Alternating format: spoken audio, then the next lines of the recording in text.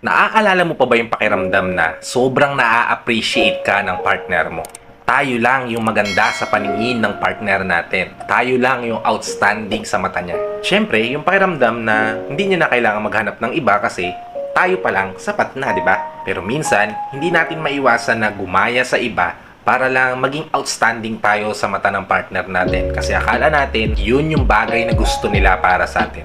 Pero ang hindi natin alam, meron pala talaga tayong mga qualities na talagang gustong-gusto ng mga kalalakihan na kahit anong gawin natin ay hindi natin mahanap sa iba. Kaya ang tanong ng karamihan, paano nga ba nagagandahan ng lalaki sa babae? Kaya para masagot yan, gumawa ako ng 7 bagay na nagpapaganda sa mga babae. Kung interesado kang malaman kung ano-ano yung mga yan, at baka malay mo na meron ka ng mga qualities na yan pero hindi mo lang napapansin, tara, pag-usapan natin yan. Just keep on watching.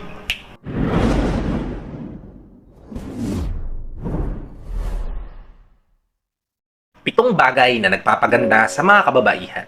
Number 1, yung pagiging positive thinker nyo. Lahat tayo pwedeng tumingin sa positibong side ng isang pangyayari. Lahat tayo may karapatang maging positibo sa buhay. Kung ako kaya ko yon, kaya mo rin yon kapatid. Minsan kailangan mo lang baguhin yung pananaw mo sa isang sitwasyon para mag-iba yung resulta nun para sa'yo. Yung tipong yung negatibong bagay, kaya mong gawing positibo sa pamamagitan lang ng tamang desisyon na gagawin mo. Alam nyo kasi girls, malaking bagay sa isang relasyon yung meron tayong positibong pananaw. Kasi hindi lang nito napapagaan yung mood nyo sa isa't isa, mas naiiwasan nyo pa na maka-attract kayo ng negative vibes sa relasyon nyo. Kaya kung may iwasan nyo maging negatibo sa buhay, yan yung bagay guys na hinahanap ng mga kalalakihan sa mga kababaihan. Yan yung bagay na gustong gusto ng mga lalaki sa mga babae. Yung pagiging positibo nyo sa buhay. Okay, proceed tayo sa ikalawa. Ikalawang bagay na nagpapaganda sa mga kababaihan ay yung pagiging masiyahin nyo. Sino bang tao yung hindi magkakagusto sa babaeng palangiti? Yung tipong kahit may mabigat na pinagdadaanan, nakukuha pa rin ngumiti, nakukuha pa rin magpasaya ng ibang tao. Kasi di ba, iba yung dating ng mga taong palangiti. Kasi nga, iba yung aura na nilalabas nila. Parang ang sarap-sarap nilang kasama, ang sarap-sarap nilang makausap, parang ang sarap-sarap nilang maging parte ng buhay mo. Kasi ikaw, imaginein mo, mas pipiliin mo ba yung lalaking palaging nakasimangot, palaging bugnutin o palaging aburito compare sa lalaking palaging nakangiti o kahit may problema ay napapasaya ka at may sense of humor? Siyempre, mas pipiliin mo yung taong palangiti, di ba? Ganon din sa mga kalalakihan. Pinipili nila yung mga kababaihan na merong positive vibe at ang pinaka-epektibong paraan para mailabas mo yung pagiging positibo mo ay sa pamamagitan ng pagngiti. O sabi kong ngiti, it doesn't matter kung bungi ka, wala kang ngipin ha. Pwede ka namang ngumiti nang hindi nakalabas yung ngipin. Diba? Ang importante, ramdam mo sa puso mo na masaya ka para may express mo rin yun sa pamamagitan ng pagngiti. At yun kapatid, ang isa sa mga bagay na nagpapaganda sa mga kababaihan, yung ngiti nyo. Okay, proceed tayo sa ikatlo. Ikatlong bagay na nagpapaganda sa mga kababaihan ay yung pagiging passionate nyo. Hindi ba kayo nagtataka kung bakit mas pinipili ng mga kalalakihan yung mga babaeng halos hindi na nila maabot? Yung tipong kapag niligawan nila ay siguradong mahihirapan muna sila bago nila makuha. Doon kasi na-attract ang mga kalalakihan kapag na-challenge sila rin sa isang bagay, na-challenge sila rin sa isang tao. Kaya ang outcome, lalo pa nila itong nagugustuhan. Imagine yourself na passionate kang ginagawa ang isang bagay na talagang gusto mong gawin. Bagay na nagpapa-improve sa'yo as an individual, nagpapataas ng self-worth mo. Tingin mo ba, hindi tataas yung confidence mo? Hindi tataas yung tingin mo sa sarili mo? Kasi girls, the more passionate ka sa bagay na ginagawa mo, the more kang mas nagiging attractive at kapansin-pansin sa mata ng mga kalalakihan. Kasi ikaw ba, kung tatanungin kita, mas pipiliin mo ba yung lalaking walang ginagawa para makuha yung loob mo o sa taong gagawin niya yung best niya kasi gustong-gusto niya yung bagay na ginagawa niya, gustong-gusto niyang makuha yung loob mo? Siyempre, mas pipiliin mo yung lalaking passionate sa ginagawa niya, di ba? Kasi nga, mas nakikita mo yung future na kasama siya. Mas nakikita mo yung sarili mo na nag-i-improve kasama siya, nag-grow kasama siya.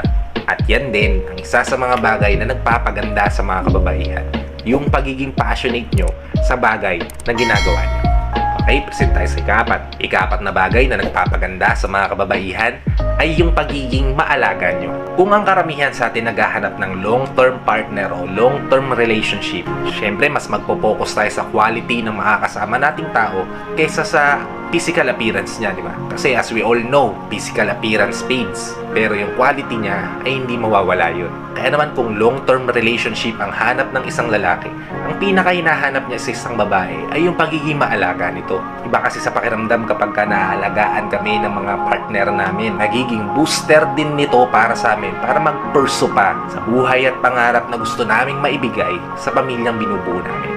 Kasi iba yung pakiramdam ng may mga taong nakasuporta sa'yo dahil sa pamamagitan ng pag-aalaga mo sa kanya. Pinaparamdam mo sa kanya na sinusuportahan mo at nandyan ka sa tabi niya every time na mapifeel niya na nangihina siya. Kaya naman napakahalaga para sa mga kalalakihan na yung mga babaeng magiging kapartner nila sa buhay marunong mag-alaga. Kasi kapag ginagawa niya to girls, na ipaparamdam nyo sa mga partner nyong lalaki na napaka-special nila para sa inyo. At kapag nagawa nyo yun, for sure, ikaw at ikaw lang yung gusto niyang uuwian sa araw-araw. Kasi sino ba naman ang lalaki na mangiiwan ng babaeng marunong mag-alaga sa sarili niya? Bukod pa doon, naaalagaan din niya yung partner niya, di ba?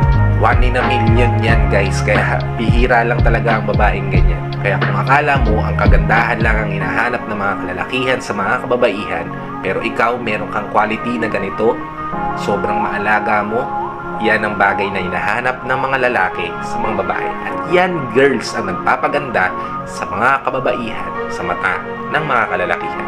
Okay, proceed tayo sa ikalima. Ikalimang bagay na nagpapaganda sa mga kababaihan sa mata ng kalalakihan ay yung sobrang pagmamahal na binibigay nyo.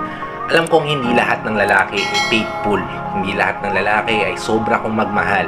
Pero naniniwala ako na kapag pinagtuunan ng pansin ng mga kalalakihan, ng mga kababaihan o yung mga partner nila, makakatanggap sila ng pagmamahal at pag-aaruga na hindi nila mahahanap sa iba. Kaya naman sobrang sarap tignan ng mga couple na sobrang nagmamahalan sa isa't isa. Parang gusto mo ring malagay doon sa sitwasyon ng mag-couple na yun para maramdaman mo rin yung sobrang sweetness na nararamdaman nila, di ba? Kaya nga epekto, ginagawa natin yung best natin para maibigay yung pagmamahal na kailangan ng partner natin sa atin. At kapag ginawa natin yun, siguradong babalik sa atin yung pagmamahal na binigay natin ng buong buo sa kanila. Kasi sino ba namang lalaki ang pipili sa babae na hindi marunong magpahalaga, hindi marunong mag-alaga, at hindi marunong magmahal sa kanya, di ba? Kaya kung may taong ganyan sa buhay mo na binibigay niya yung best niya sa'yo para maiparamdam sa'yo kung gaano kanya kamahal, napakaswerte mo kapatid. Dahil yan ang isa sa mga qualities ng mga kababaihan na sobrang hinahanap na ng mga kalalakihan. Yung pagiging mapagmahal niyo. Bukod pa doon, yan yung bagay na nagpapaganda sa mga kababaihan. Hindi mo kayang bilhin, pero kaya mong gawin sigurado. Okay, proceed tayo sa ika-anim. Ika-anim na bagay na nagpapaganda sa mga kababaihan ay yung pag-aalaga nyo sa sarili nyo. Kung tatanungin mo ang mga kalalakihan, mas pipiliin ba nila yung babaeng maalaga sa sarili o yung hindi maalaga sa sarili? Kasi kung nakikita nilang maalaga ka sa sarili mo, nakikita rin nila kung paano ka pinalaki ng pamilya mo, paano ka nag-grow as an individual, at kung paano ka nila ire-respeto as a woman. Kasi nga dito sa mundo natin, hindi lahat kaparehas natin mag-isip. Tama nga naman na kahit ano namang suotin mo, kahit anong paganda mo, kung babastusin ka rin ng iba, babastusin ka rin talaga nila. Pero lagi niyong tatandaan girls na yung feedback ng ibang tao, hindi yun magkakaroon ng bilang, hindi yun magkakaroon ng bigat, kumbaga, kung ang pananaw mo sa sarili mo ay positibo. Kung ang tingin nila sa'yo ay kabastos-bastos ka, pero ang tingin mo sa sarili mo ay nagiging confident ka kapag kaya yung sinusuot mo. Nagiging maganda yung pakiramdam mo kapag kaya yung sinusuot mo. Nagiging masaya ka kapag naalagaan mo yung sarili mo, sinusuot mo yung mga damit na gusto mo.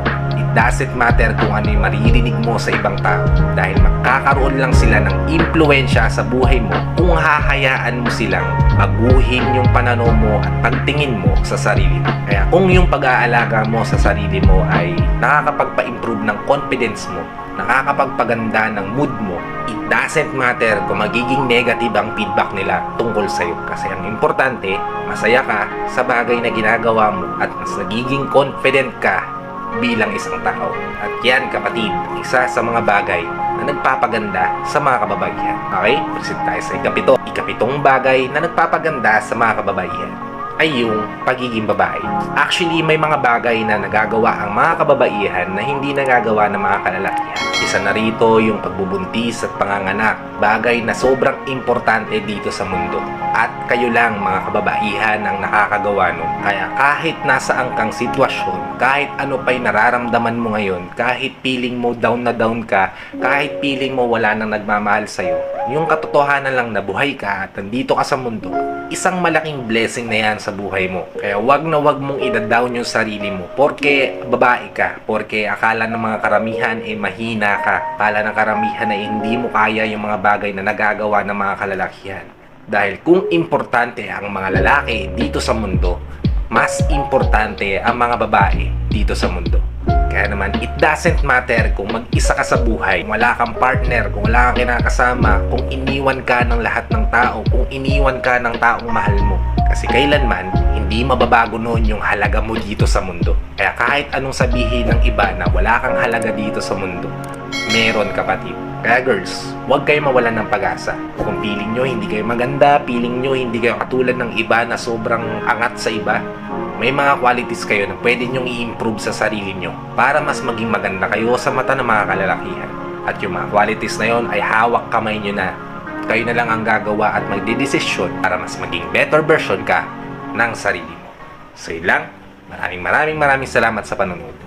Kung nagustuhan nyo yung video na ginawa natin ngayon, mag-iwan po tayo ng like. Malaking tulong po to sa channel ko. At pakishare nyo na rin po sa mga loved ones nyo na nangangailangan ng ganitong tips, ideas, and advices para nakatulong na po kayo sa kanila. Nakatulong din po ako sa kanila. So ayun na, maraming salamat sa panonood. I will see you on my next vlog. Ingat ka dyan palagi. God bless. Peace. Laging tandaan, mahal ka ng taas sa taas.